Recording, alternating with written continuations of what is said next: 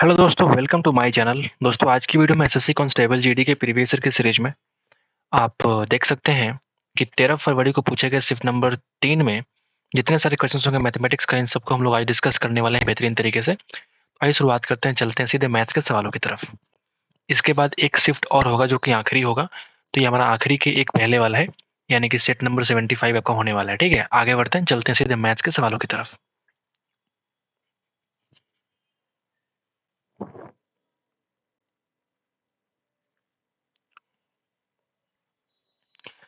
पहला सवाल आपके सामने आ चुका है, आप देखिएगा। एलिमेंट्री मैथमेटिक्स लिखा हुआ है, कह रहा है कि 3, 5, 10 और x का जो एवरेज है वो 5 है। फिर यहाँ का एवरेज आपको दे रखा है 9, तो x और y का मान क्रमशः कितना होगा आपसे कह रहा है। अब मुझे एक बात बताओ, अगर आपको एवरेज निकालना है तो मैं कह सकता हूँ इन चारों का एवरेज अगर 5 है, तो सबका सम कितना हो जाएगा बताइए।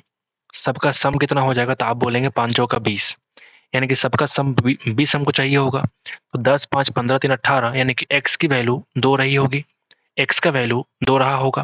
जैसे x की वैल्यू 2 देखा हमने, तो ये 3 ऑप्शन है, काट के हटाओ, 3 ऑप्शन है, काट के हटाओ। ठीक है, अब यहाँ पे देखिए, अगर इन पांचों का एवरेज अगर 45 है, सॉरी एवरेज अगर 9 है, तो सम कितना हो जाएगा 45। यहाँ पे x की वैल्यू मुझे मालूम चल चुका है कि 2 के बराबर है। आओ जरा जोड़ लेते हैं, 12, 8, 20, 20 और 15, 35 और 2, 37, यानी कि y की वैल्यू कितनी आ जाएगी, तो आप बोलेंगे 8 के बराबर। तो 2 और 8 क्या हो जाएगा, इसका x और y का वैल्यू हो जाएगा। ठीक है, तो पहला सवाल बहुत ही आसान आपको देखने को मिला है। तो नंबर 2 पे चलते हैं हम लोग, आगे बढ़ते हैं। 2 सेंटीमीटर सॉरी 3 सेंटीमीटर आधार की त्रिज्या और 4 सेंटीमीटर ऊंचाई के एक ठोस धातु के बेलन को ना 2 सेंटीमीटर ऊंचाई और 1 सेंटीमीटर त्रिज्या वाले एक शंकु के रूप में पिघलाया जाता है, तो शंकु की संख्या ऐसे कितनी बनेगी आपसे पूछ रहा है। ठीक है, बेलन की बात करूँ तो आप बोलेंगे पाई आर स्क्वायर एच। यहाँ पे आर की वैल्यू कितनी होगी, तो रेडियस कितना है, 3 का स्क्वायर करेंगे। एच की वैल्यू है 4। अगर हम शंकु की संख्या की बात करें, हम मान लिया कि वो एन के बराबर है, तो 1/3 into pi into R square H. R की वैल्यू 1 का स्क्वायर कर लो और एच की वैल्यू है 2। आओ जरा काटे, इसका आंसर निकालें। पाई से पाई खत्म हो जाएगा, ठीक है मेरे भाई। 2 से काटोगे तो कट जाएगा 2 बार में, बोलिए। यानी कि एन की वैल्यू कितनी होगी बताइए, एन की वैल्यू कितनी होगी बताइए। तो ये बन जाएगा 3 का स्क्वायर 9, 9 दूना 18, और 3 को भेजो इधर, यानी कि into 3 is equal to N. N की वैल्यू आ चुकी 54। मतलब ऐसे ऐसे 54 शंकु का निर्माण हो जाएगा अगर इस एक धातु के बेलन को पिघलाते हैं। तो आगे बढ़े, नंबर 3 पे आते हैं। सॉरी, 1000 रुपीज की धनराशि के लिए 10% के रेट से 3 वर्ष में मिश्रधन क्या होगा आपसे कह रहा है। अगर हम वार्षिक रूप से चक्रवृद्धि करते हो तो आपने याद किया होगा 10% के रेट से सी आई अगर 3 साल की बात करूँ तो कितना हो जाता है, 33.1% हो जाता है। यानी अगर मैं मिश्रधन की बात करूँ, अमाउंट की बात करूँ, तो 100% प्लस दिस, यानी कि 133.1% हो जाएगा। बोलिए, तो अगर हमारा 1000 रुपया 100% के बराबर है, मुझे निकालना है 133.1। बोलिए, नहीं होगा क्या, बिल्कुल होगा। और जरा काट ले, 2 जीरो यहाँ से, 2 जीरो यहाँ से, यानी कि 1331 रुपया क्या हो जाएगा, इस सवाल का आंसर हो जाएगा। तो पहला तीनों सवाल मुझे कुछ खास लगा नहीं अभी तक, आसान सवाल ही देखने को मिले। नंबर 4 पे आते हैं। ठीक है, एक बेईमान दुकानदार है, विक्रेता है, चावल को इतना केजी पर सेल करता है जिसे उसने 20 पर खरीदा था, और वह 1 केजी के बजाय 800 ग्राम देता है, ऐसा कुछ यहाँ पे देखने को मिल रहा है। तो यहाँ पे क्या कर रहा है कि 20 में खरीदा और 24 में सेल किया, लेकिन साथ ही साथ इतना बेईमान है बंदा वो कि 1000 ग्राम के बदले वो 800 ग्राम ही सेल कर रहा है। तो प्रॉफिट ज्यादा करना चाहता है एक्चुअल में। और अगर हम निकालते रेशियो कितना हो जाएगा, तो यहाँ से अगर देखेंगे, 2 जीरो यहाँ से, 2 जीरो यहाँ से, एक यहाँ से और एक यहाँ से, 8 गुना 3, मतलब मैं कह सकता हूँ 2:3 का रेशियो है। मैं बोलूंगा एक का प्रॉफिट आउट ऑफ 2, इसी को बोलते भैया हम लोग 50%। वो एक्चुअल में प्रॉफिट कमा रहा है 50%। आगे बढ़े, 9 रुपये प्रति केजी कीमत वाले 20 केजी चावल को 10 रुपये प्रति केजी कीमत वाले 25 केजी चावल के साथ अगर हम मिक्स कर देते हैं ना, तो आपसे कह रहा है कि 1 केजी मिश्रित चावल की जो एवरेज कीमत है वो कितनी हो जाएगी। आप देखो, 20 केजी चावल जिसका मूल्य है 9 रुपया पर केजी, ठीक है, 25 केजी चावल जिसका मूल्य है 10 रुपया पर केजी। जब मुझे एवरेज निकालना होता है मेरे भाई, तो हमें 20-25 से मतलब नहीं, बल्कि सिर्फ मुझे इसका रेशियो से मतलब है। अब देखिए, 9 चौका 36 प्लस 50 और 5 4 9, मतलब बोल सकता हूँ कि 86/9 नन्ना 81, 50, 9×5 = 45, ₹9.50 ऑलमोस्ट इतना रुपया कीमत हो जाएगा पर केजी का। अगर हम मिश्रण करते हैं तो इसका एवरेज कीमत आ चुका है। आगे बढ़े,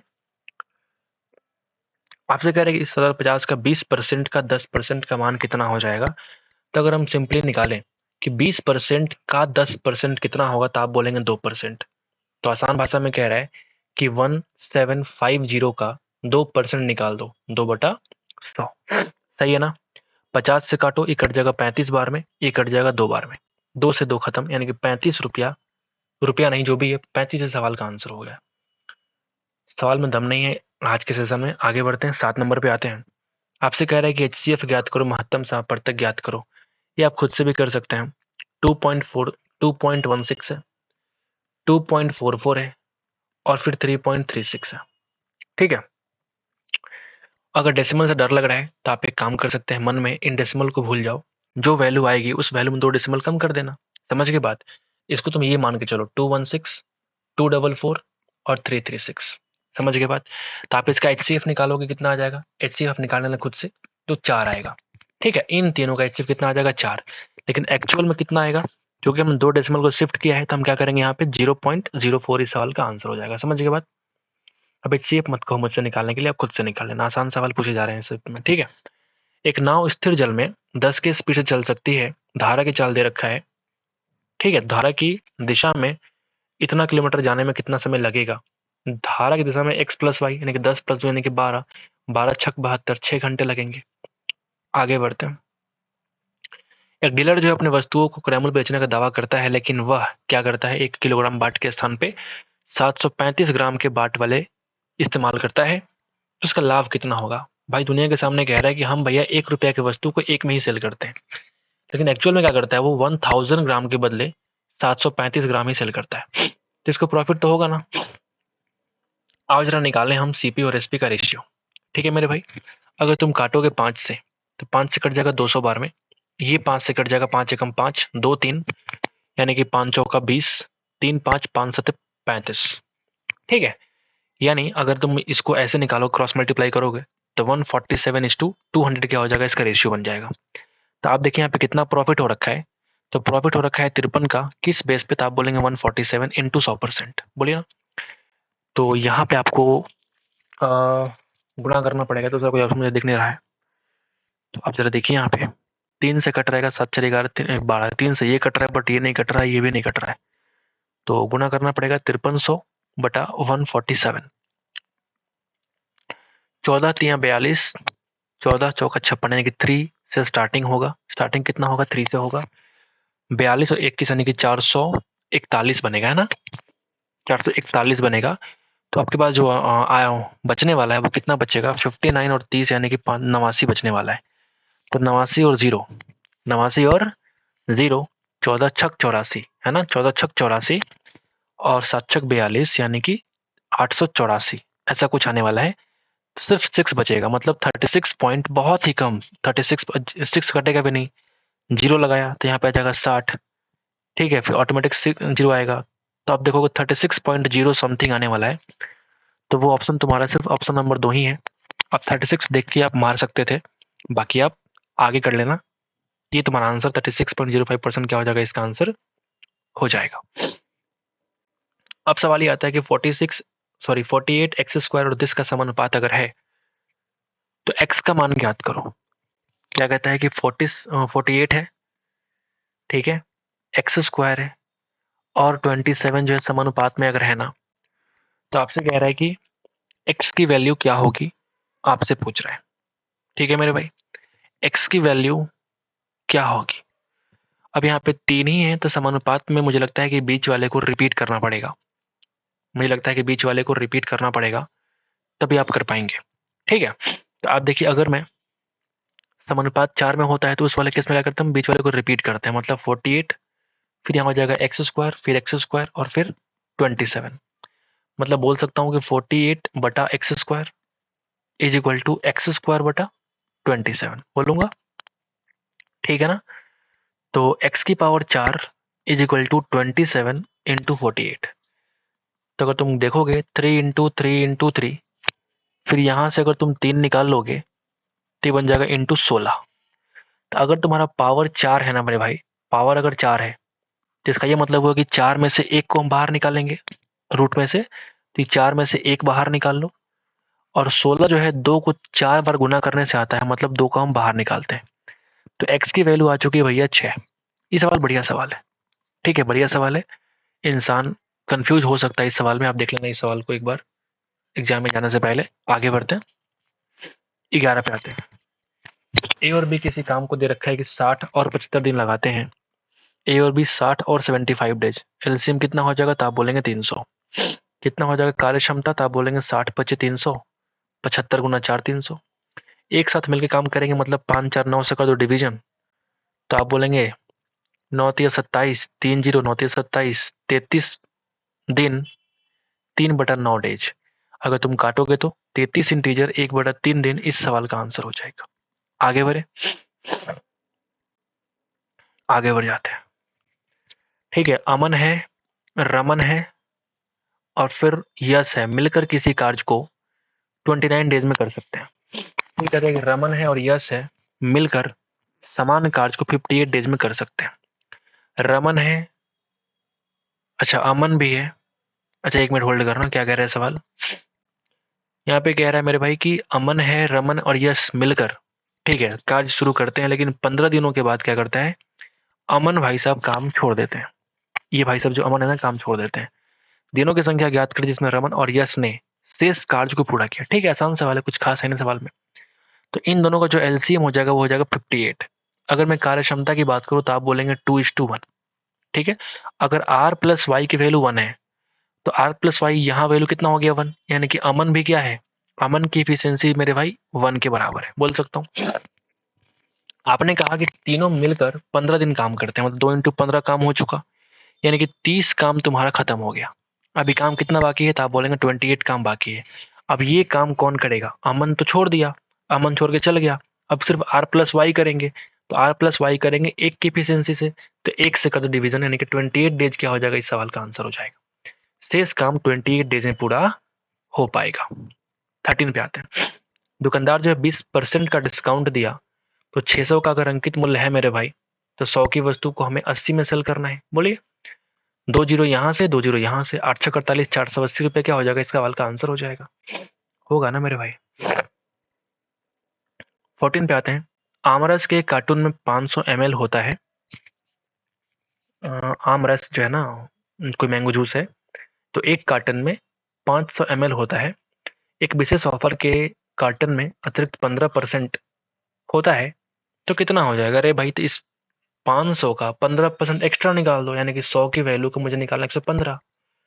कैसे कैसे घटिया सवाल पूछे हैं भाई इस शिफ्ट में, सच में बहुत ही गंदा शिफ्ट है ये, मुझे लगता है बहुत ही आसान आसान क्वेश्चन मुझे देखने को मिल रहा है। 15 पे आते हैं। दो नाव ए और बी एक दूसरे की ओर चलते हैं, इतनी दूरी पे स्थित है। ठीक है, दो समूह चलना शुरू करती है। शांत जल में नाव ए और नाव बी की चाल दे रखी है 32 किलोमीटर पर आवर और 36 किलोमीटर पर आवर। यदि ए धारा की दिशा में चलती है और बी धारा की विपरीत दिशा में चलती है ना, तो वे दोनों एक दूसरे से किस समय पर मिलेंगी, ऐसा कुछ यहाँ पे कहने को मिल रहा है। ठीक है, दो नाव हैं ए और बी, एक दूसरे की ओर चलते हैं, इतना स्थित दूरी पे स्थित है। शांत जल में दोनों का चाल दे रखा है।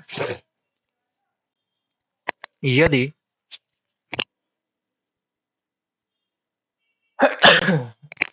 सॉरी, यदि ए जो है धारा की दिशा में चलती है, अगर ए धारा की दिशा में चलेगा तो ए का स्पीड बन जाएगा भैया 32 प्लस एक्स। बोलिए, ये प्लस एक्स नहीं बल्कि वाई, धारा को हम वाई मान के चलते हैं ना, 32 प्लस वाई। अगर हम बी की बात करें, धारा के अपोजिट जा रहा है, तो कितना हो जाएगा? आप बोलेंगे 36 माइनस वाई, 36 माइनस वाई।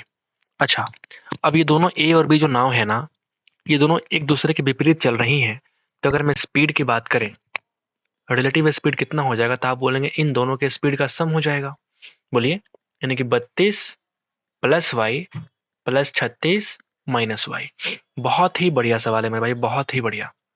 34 दूना 68 क्या हो जाएगा? इन दोनों का स्पीड हो जाएगा। ठीक है, तो अब देखिए, अब मुझे निकालना है कितना समय पे के बाद मिलेंगी, तो टाइम टू मीट क्या हो जाएगा? डिस्टेंस है 272 और स्पीड हो गया मेरे भाई 68। 6 चौका 24, 8 चौका 32, यानी कि 4 घंटा क्या हो जाएगा, 4 घंटे के बाद इन दोनों की मुलाकात हो जाएगी। ये सवाल, पहला सवाल ऐसा है जिसको हम वेरी इंपॉर्टेंट कहने वाले हैं। बहुत बढ़िया सवाल है। आगे बढ़ते हैं। किसी वस्तु का सूची मूल्य क्या होगा यदि उस वस्तु पर 10% की छूट 100 रुपया होती है। अगर 10% की वैल्यू 100 रुपया है तो 100% की वैल्यू 1000 रुपया। फिर से आसान सवाल की लड़ी लगी हुई है।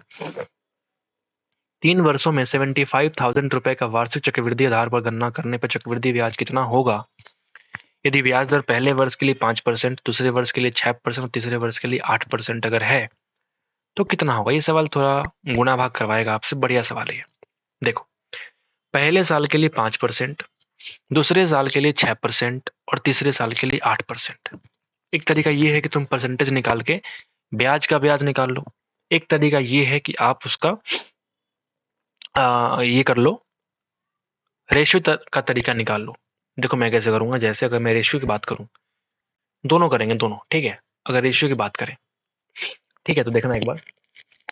पहले हम ये कर लेंगे, फर्स्ट मेथड कर लेते हैं, फर्स्ट तरीका हम कर लेते हैं, ठीक है, जो मुझे फास्ट लगता है, आसान लगता है, तो मैं थोड़ा फास्टली कर पाता हूँ गुना भाग, ठीक है।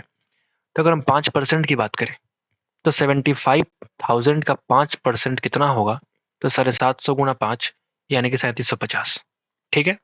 अगर 6% की बात करें तो 750 गुना 6 यानी कि 4500, 750 गुना 8 यानी कि 6000, ठीक है। ये हमने सिंपल इंटरेस्ट निकाला कि फर्स्ट ईयर में इतना परसेंट, सेकंड ईयर में इतना परसेंट और थर्ड ईयर में इतना परसेंट। अब मुझे एक बात बताओ, इस सेकंड ईयर में ना इस ब्याज का ब्याज लगेगा, मतलब 3750 का मुझे निकालना पड़ेगा सेकंड ईयर में 6%, बोलो ना, यानी कि 37.50 इंटू 6।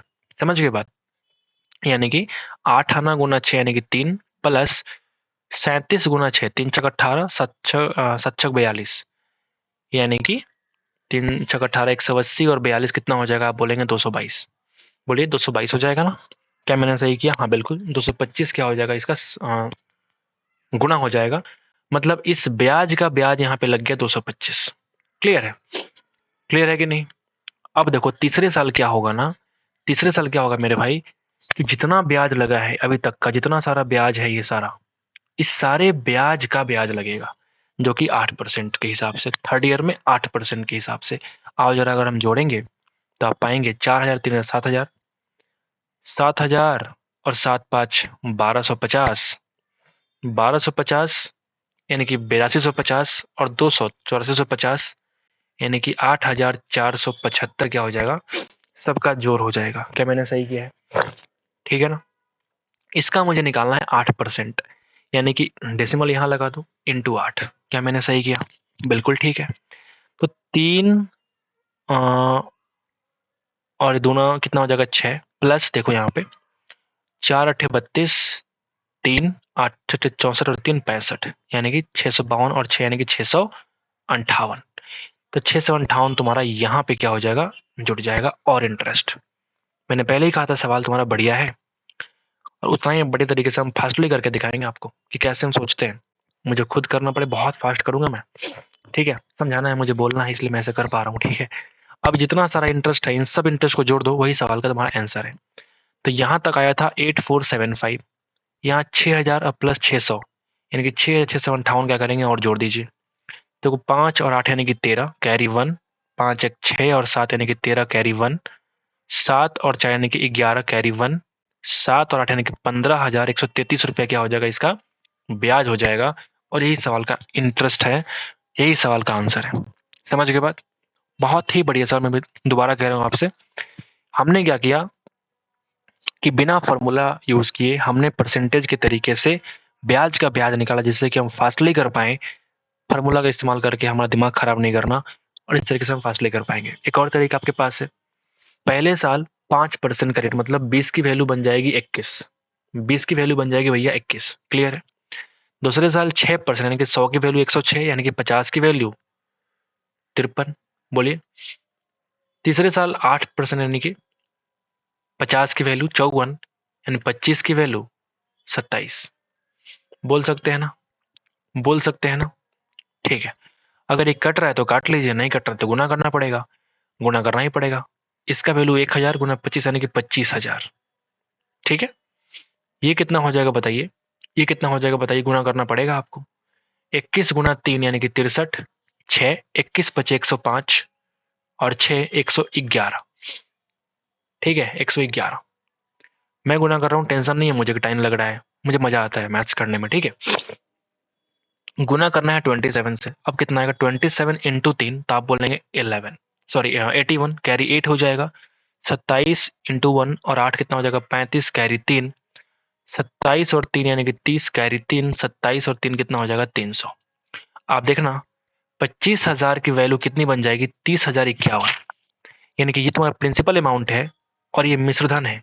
तो मुझे एक बात बताओ, इसमें कंपाउंड इंटरेस्ट कितना लग गया, तो आप बोलेंगे 5,051 रुपया।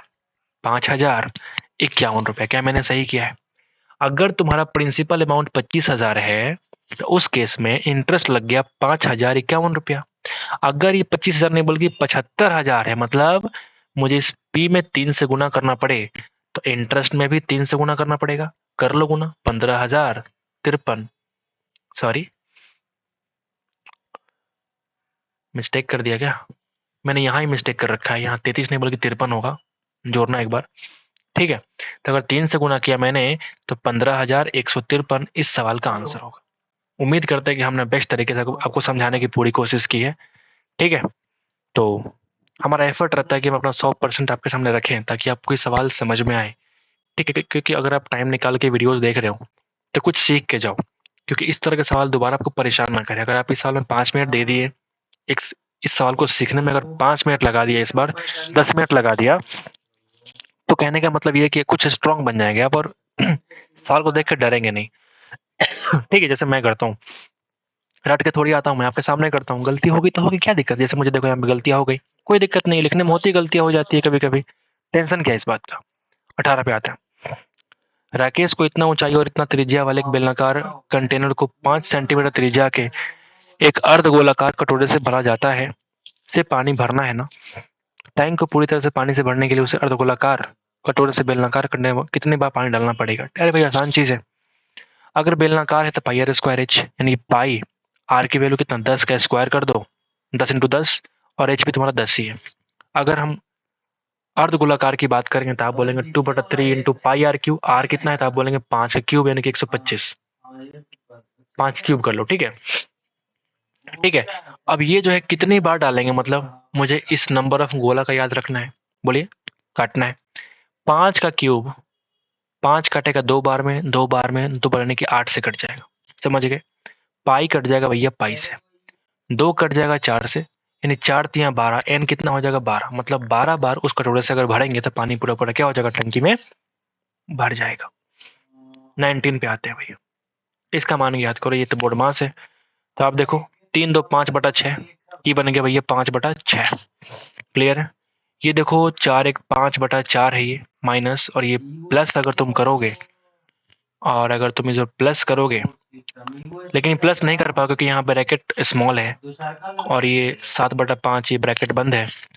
तो अगर ये डिवीजन है तो ये देखो 3 में 6 7/2 है। ठीक है, तो 7/2 अगर मैं गुना करूँ तो पहले कितना आ रहा देखो 12, तो आप देखेंगे ये वैल्यू आ जाएगा।